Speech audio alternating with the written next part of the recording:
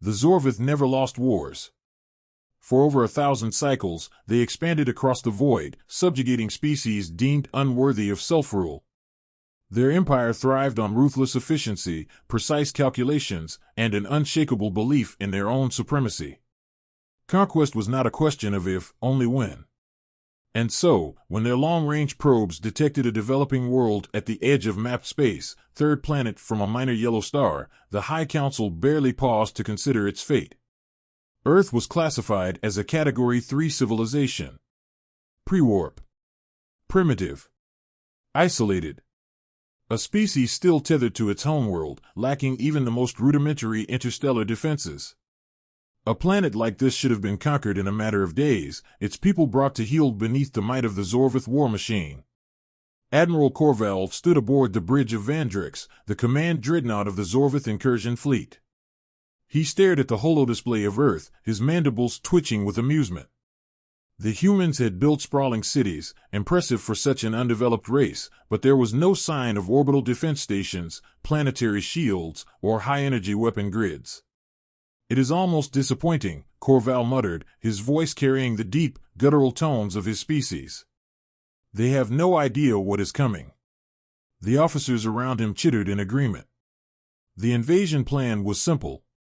Bombard key population centers to disrupt resistance, deploy shock troops to secure the infrastructure, then install a governor to oversee compliance. A strategy perfected over centuries. There was no need for diplomacy. No need for reconnaissance. No need to waste resources studying a species that would soon kneel. Corval turned to his fleet captain. "Begin the descent. Let us see if these humans have the sense to surrender quickly." The fleet moved with precision, 30 warships breaking through Earth's atmosphere like silent predators. Their hulls reflected the burning glow of atmospheric entry as they descended toward the planet's most densely populated regions.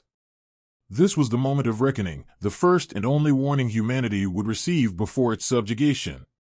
Then, everything went wrong. The first sign of trouble came in the form of a single pulse, an energy signature unlike anything the Zorvith had encountered before.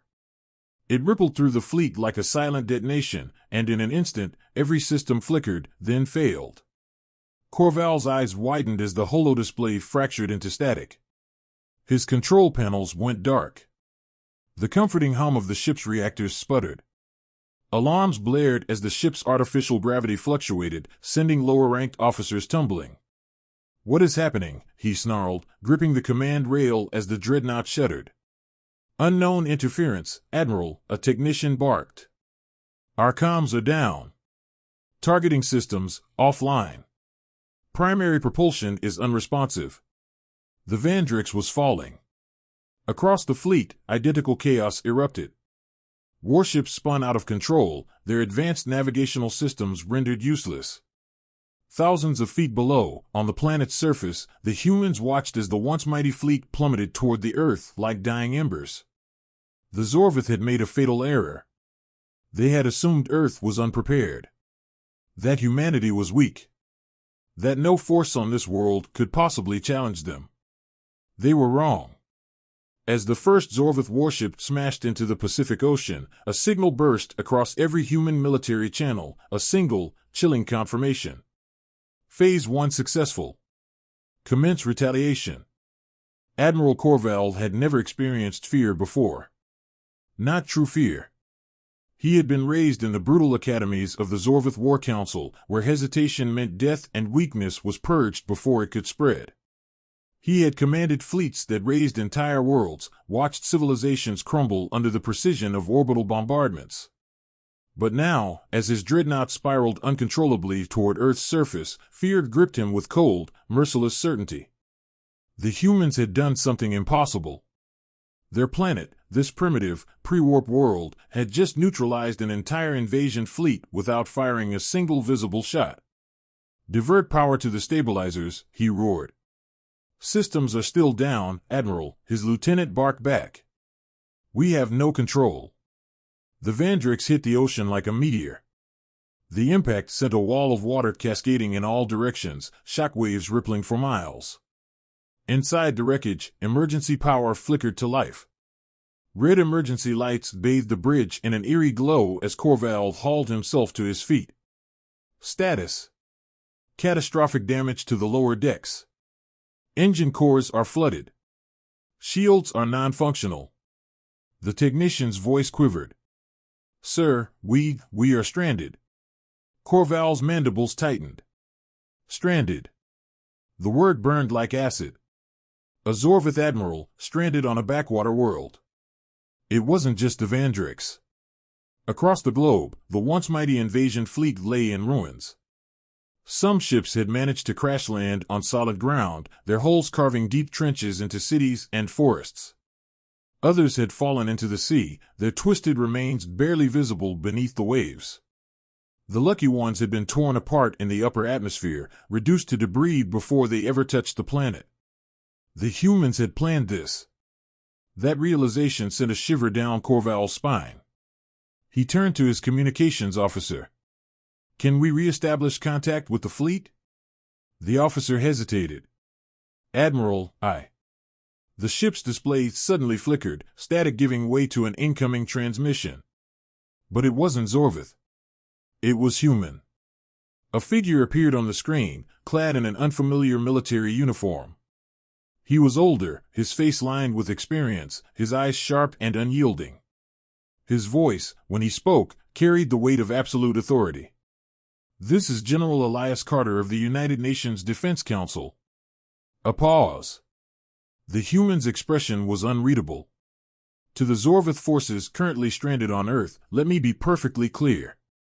You are not the first invaders to set foot on our world. But I promise you this, you will be the last. The transmission cut out. For the first time in his career, Admiral Corval felt the cold touch of despair. Across the planet, the humans wasted no time. Zorvith soldiers, dazed from their unexpected crashes, emerged from the wreckage of their ships to find themselves in kill zones. The humans had been waiting. Precision airstrikes annihilated any exposed landing forces before they could regroup. Cities had already been fortified. Civilians evaluated. Elite human strike teams hunted down the survivors with ruthless efficiency. It was not the desperate, chaotic defense the Zorvith had expected. This was systematic extermination. On the outskirts of a ruined landing site in South America, a Zorvith captain activated his emergency beacon, signaling for reinforcements. He expected a response from orbit. A dropship. A rescue fleet. Instead, a single bullet punched through his skull. From the treetops, a human sniper adjusted his scope. One less. The Zorvith weren't fighting disorganized resistance. They were fighting predators. Back in the wreckage of the Vandrix, Corval stood frozen, his mind racing. The humans had planned this. Not just their countermeasures, not just their retaliation, all of it. The energy pulse that had disabled the fleet? Deliberate. The planetary defenses they had overlooked? Hidden. The immediate, coordinated ground response? Prepared for years. They had let the Zorvith come. And now, they were making an example out of them. Corval clenched his fists. He had to regain control. He had to turn this disaster around. Find me a secure channel, he growled. I need to contact High Command. We must request reinforcements before it's too late. His officer hesitated, then spoke in a hollow voice. Sir, it's already too late. Corval's breath hitched. The officer turned the screen toward him. Incoming data scrolled across the display, hacked from human communications. His vision blurred as he read the horrifying truth. Earth had already launched an attack of their own. Somehow, in the chaos of the Zorvith defeat, the humans had hijacked one of their crashed warships. They had learned how to pilot it. And now, as Corval stood in the smoldering ruins of his fleet, humanity was already on its way to the Zorvith homeworld. The hunters had become the hunted. The Zorvith had always believed in overwhelming firepower. Superior numbers. Technological dominance. They saw wars as equations, more ships, better weapons, faster strategies. Victory was inevitable for those who wielded the greatest arsenal. But they had never fought a species like humans. Admiral Corval sat in the dim emergency glow of the Vandrix's wrecked command deck, staring at the data stream on his fractured console. It was impossible. Unthinkable. The humans had already taken one of their warships. Not in months. Not in weeks. In hours. His mandibles tightened as he scanned the intercepted human transmissions. They had not only gained control of a captured Zorvith ship, they had already launched it into orbit. A human-led assault was en route to Zorvith-controlled space. This wasn't just a counterattack. It was an extinction-level retaliation. Across Earth, the scale of humanity's response became terrifyingly clear. The Zorvith soldiers who had survived the initial crashes had expected to regroup, fortify, and strike back. But the humans never gave them the chance. The hunt was relentless. Zorvith battalions found themselves ambushed in the dead of night, their sentries dropping one by one before they even knew they were being watched. Elite human forces moved like ghosts, their camouflage and electronic jamming making them nearly invisible to Zorvith sensors. Urban combat became a massacre. Human drones patrolled the skies, dropping precision munitions onto any movement that wasn't broadcasting an Earth-based IFF signal. The Zorvith weren't just being defeated. They were being hunted like vermin. In a dense forest outside what the humans called Eastern Europe, a squad of Zorvith commandos attempted to set up a distress beacon. It was their last hope of being extracted before the humans wiped them out entirely. They never got the chance. A black shape dropped from the trees, landing silently behind the rear guard. A blade flashed in the moonlight. No screams. No warning. By the time the rest of the squad turned, all they saw was a shadow moving toward them, too fast to react. Shots were fired. They hit nothing. Then, one by one, the Zorvith fell. By dawn, the beacon remained untouched. The squad had vanished without a trace. Inside a captured Zorvith warship, high above Earth, humanity made its next move. Dr. Evelyn Carter stood at the heart of the alien vessel, her fingers moving rapidly across the glowing control interfaces. She wasn't a soldier. She wasn't a hacker. She was a scientist. But she had always believed that science could turn the tide of war. Now, she was proving it. The Zorvith had assumed humans were too primitive to interface with their technology. They were wrong. The ship's systems had been compromised, overridden, rewritten, in record time. The moment humanity had gained access to the vessel, its secrets had become theirs. She turned to the lead officer overseeing the operation, Colonel James Walker. His face was unreadable, but his voice carried a steel edge. "How bad is it?" Evelyn exhaled. "For them? Catastrophic." She tapped the screen, bringing up a holomap of Zorvith-controlled space. This ship's data banks contain encryption keys to every major military relay in their empire. Fleet deployments. Weapons caches. Even their homeworld's defense grids. We're looking at the kind of intel that could crack their empire open from the inside.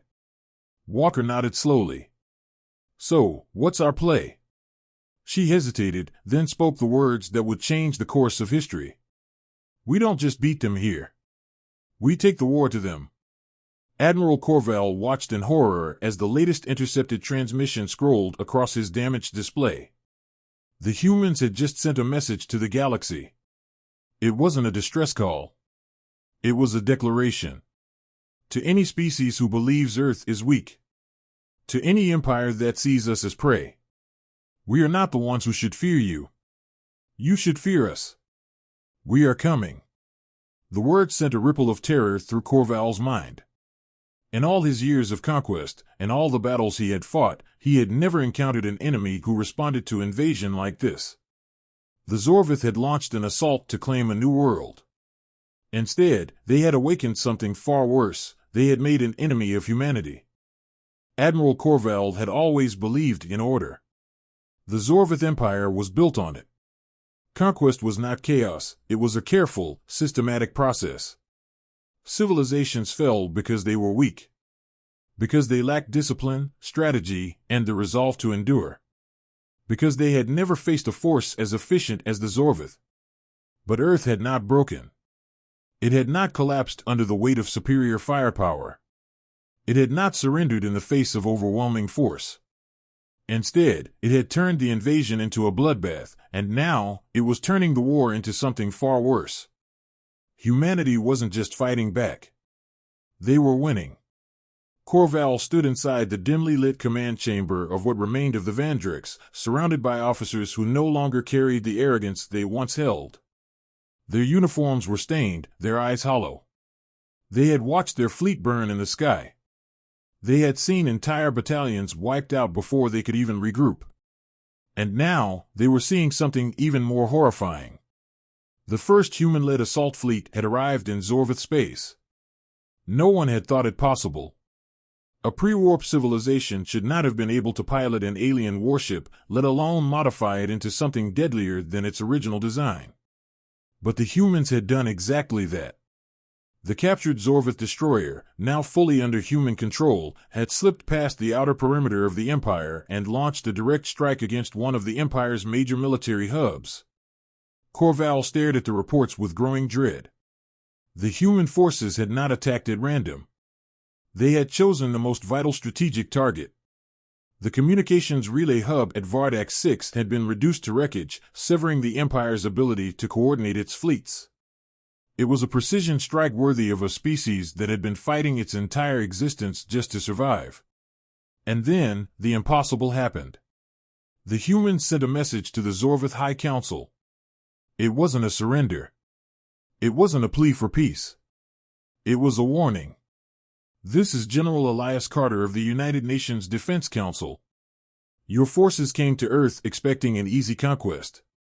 You came without research, without preparation, without understanding the enemy you chose to fight. That mistake has cost you your fleet. It has cost you your soldiers. And if you do not surrender immediately, it will cost you your empire. The word spread through the Zorvith ranks like wildfire. Fear, for the first time in generations, took root. Surrender? The very idea was unthinkable. The Zorvith had never surrendered to anyone. And yet, Corval saw what the others refused to admit. It was over. Humanity had done more than repel an invasion. They had flipped the war on its head. In the field, Zorvith commanders found their remaining forces completely cut off. Their distress signals went unanswered. Their retreat paths had been severed. The humans had turned their own captured ships against them, using Zorvith technology to disable Zorvith fleets. It was the kind of brutality the Empire had once admired in itself, only now, it was being used against them. Planet after planet fell silent. Zorvith colonies, once teeming with imperial strength, had gone dark, either wiped out by human-led attacks or abandoned in fear of what was coming next. Entire fleets went rogue, their commanders realizing that returning to Zorvith space meant facing execution for failure. The Empire was beginning to crumble from within. Corval turned away from the reports, his hands tightening into fists. This wasn't just a loss. It was the Empire's greatest defeat. And it wasn't over yet. He exhaled sharply, his voice low and steady. Prepare a transmission to the High Council.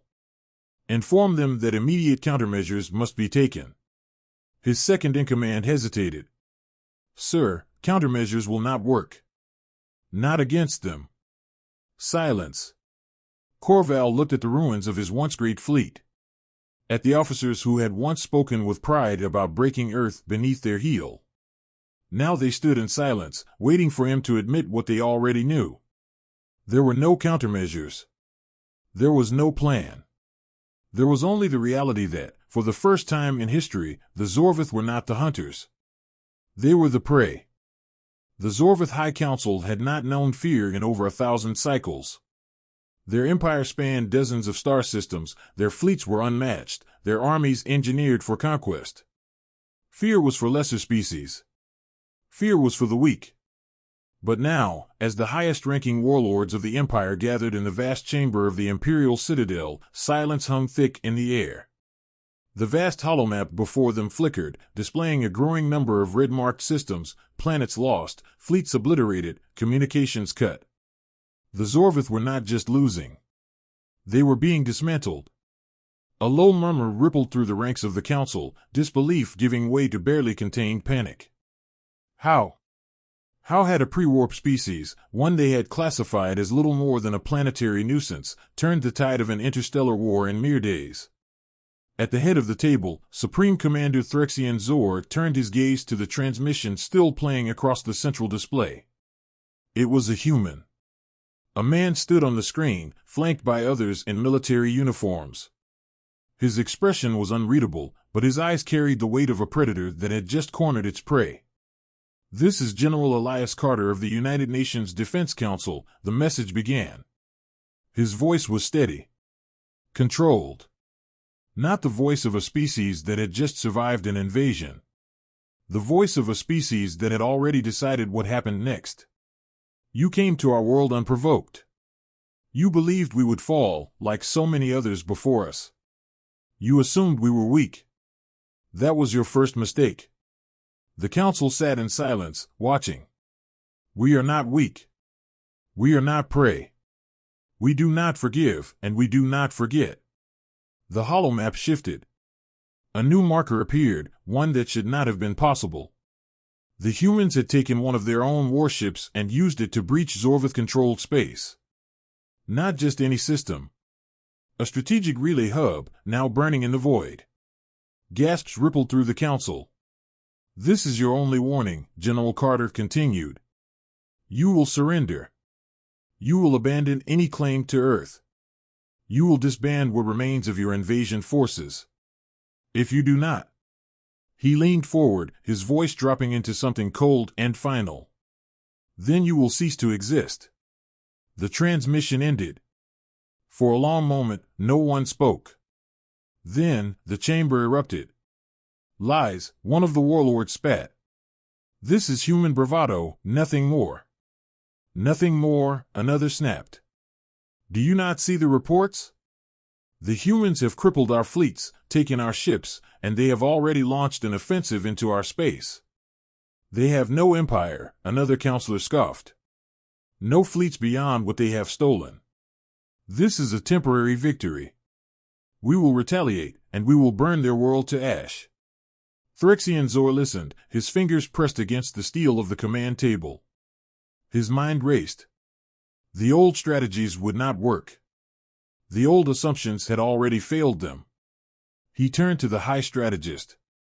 "How many fleets can we rally for an immediate counterstrike?" The officer hesitated. "Sir, our remaining forces are fragmented. Most of our outer colonies have gone dark. Some of our commanders are defecting."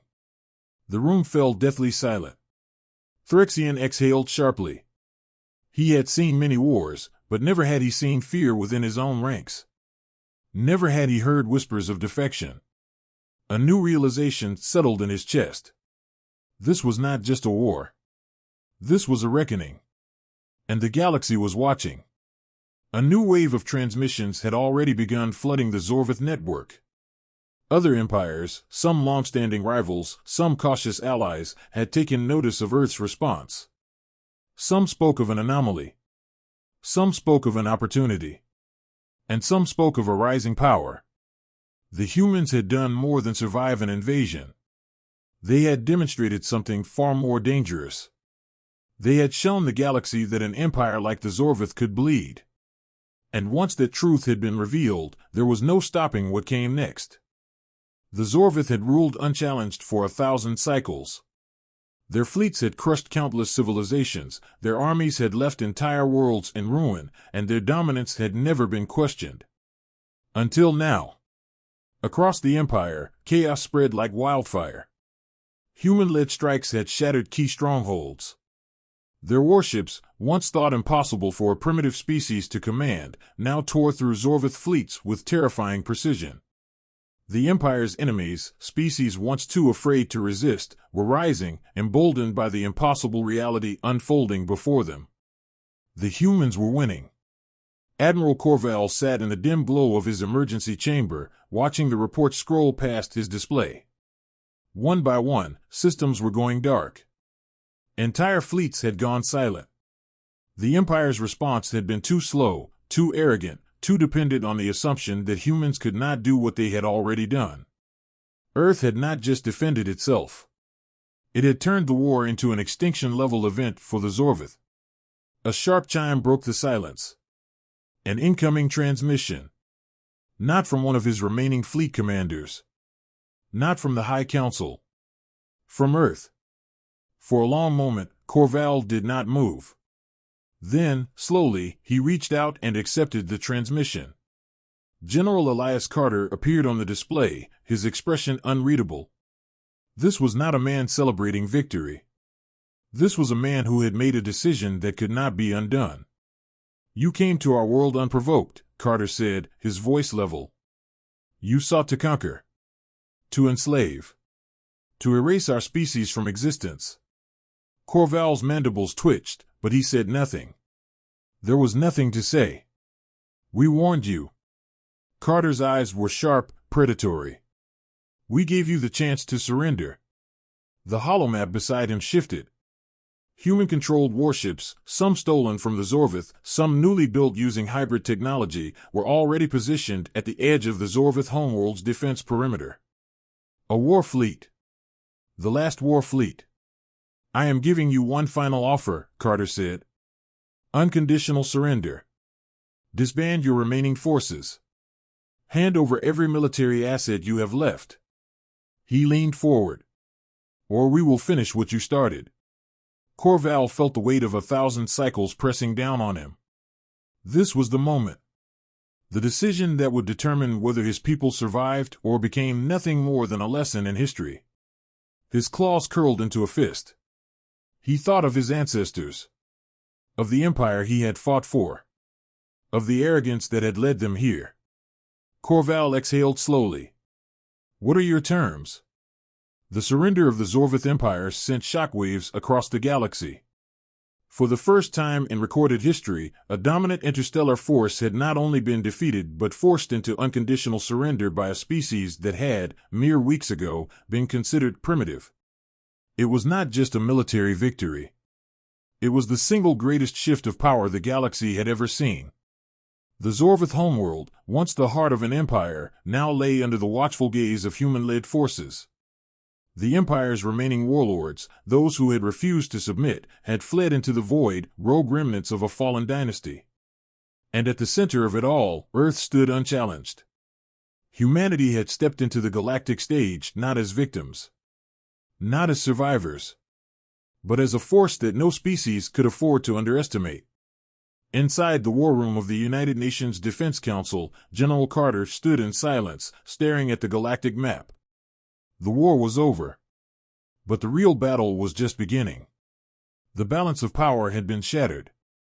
Empires that had once ignored Earth now watched with cautious interest, and in some cases, with fear. A new transmission came through. Not from the Zorvith. From another empire. Carter exhaled. Humanity had proven it could survive.